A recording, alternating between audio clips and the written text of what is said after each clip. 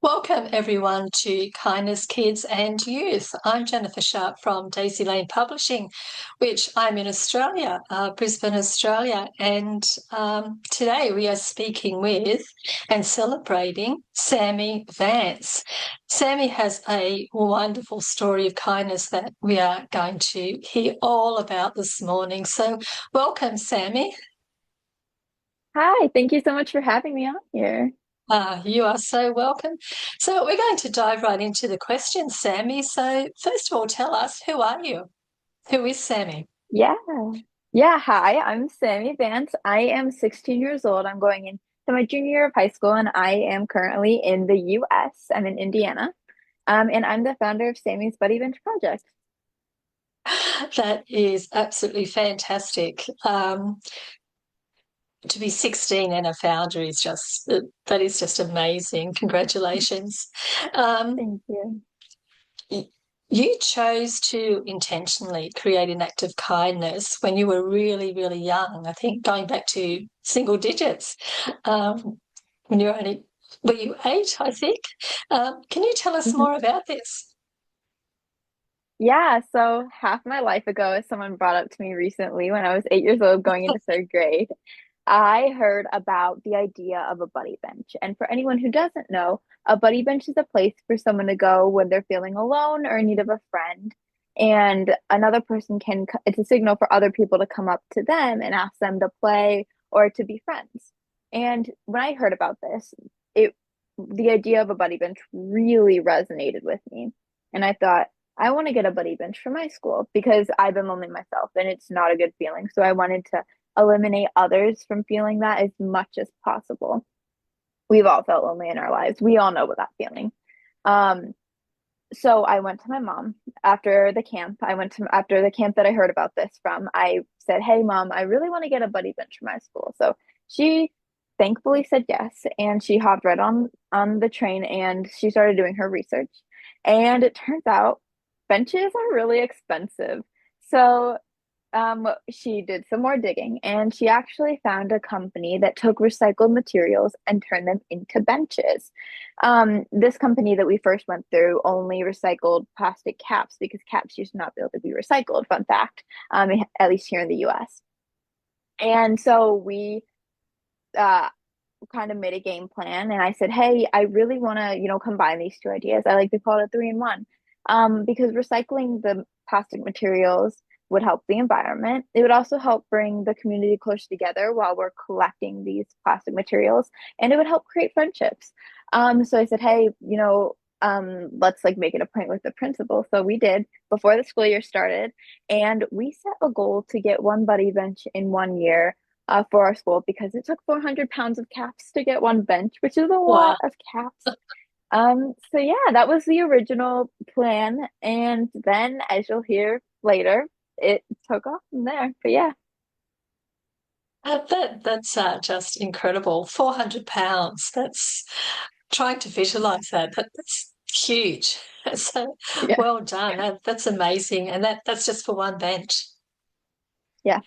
Yeah. How many does your school have now?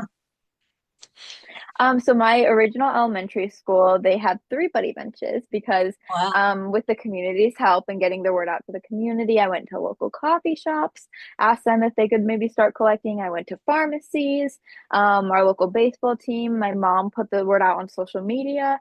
And I made announcements at my school, and with everyone's help, we ended up getting three buddy benches in 2 months, plus extra caps to get other schools started. That is just incredible, incredible. Well done to you and to mum. Having that Thank you. support must be incredibly rewarding, Yeah. helpful to you as Mhm. well. Um, okay, so what is your hope for the Buddy Bench project? Mhm. It has just gone global. So, what Mhm. is your hope? Do you have any hope beyond that? Where do you want to see it go? Mhm. Yeah, I don't have any specific goals in mind for the Buddy Bench project. I just want it to keep spreading, and it's not something that, needs my name attached to it. I just want schools and I want kids to take inspiration from this and say, hey, you know what? I can make a difference myself. And then them, just even if it's opening the door for someone, something as simple as that. So I like to say that Sammie's Buddy Bench project is like a tree. So the root of it is kindness. The trunk is Sammie's Buddy Bench project, and then there's many branches that have sprung from it. I've started a podcast called Sammie Smiles. I wrote a book called Inspire the World, A Kid's Journey of Making a Difference. I've started many other kindness projects along the way, one called Sending Smiles and other things to help the environment. I've met so many other youth change makers around the world, and all of this stems from kindness. So I just hope me as a person and Sammie's Buddy Bench Project as an organization can just keep spreading kindness everywhere that we go and inspire youth and let them know that they can make a difference no matter who they are. Yeah, that is so important, especially in the current state of the world at the moment. It's so important that we spread that kindness.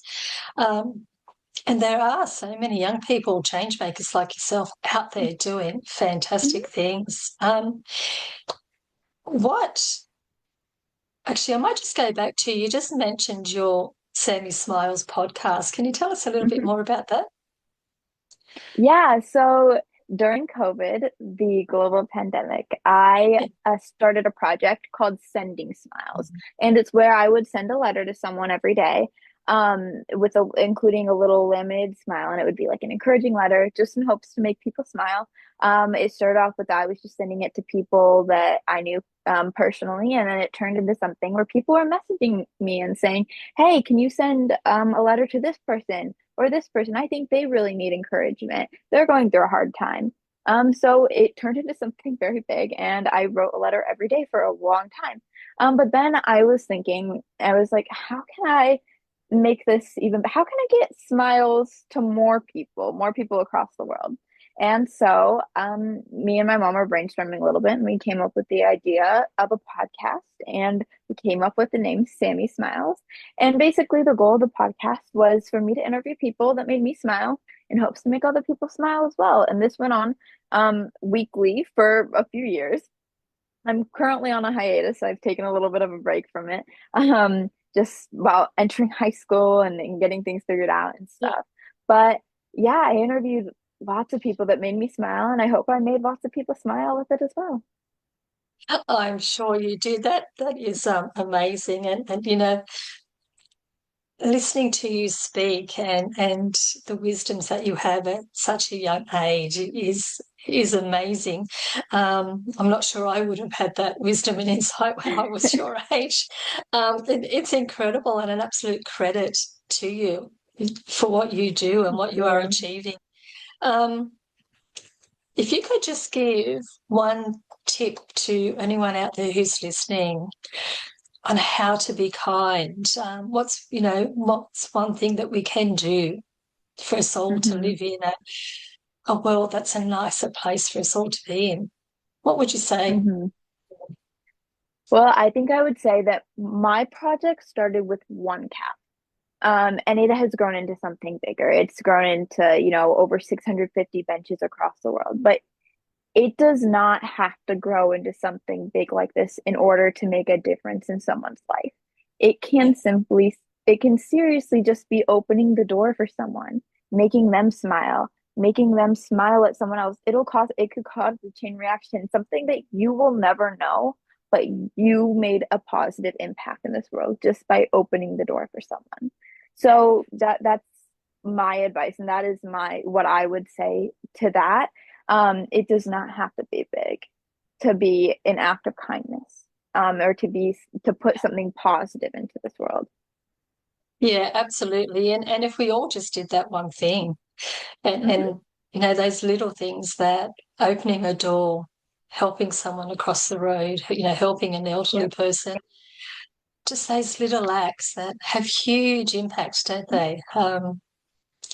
Yeah. So, um, thank you, Sammy, for your everything that you were doing. It's amazing, Yeah. your Buddy Bench project and your Sammy Smiles podcast. Um, If somebody wants to reach out to you about either of them, where's the best place to find you? Yeah, I think the best place to find me is probably on my website, sammiesbuddybenchproject.com.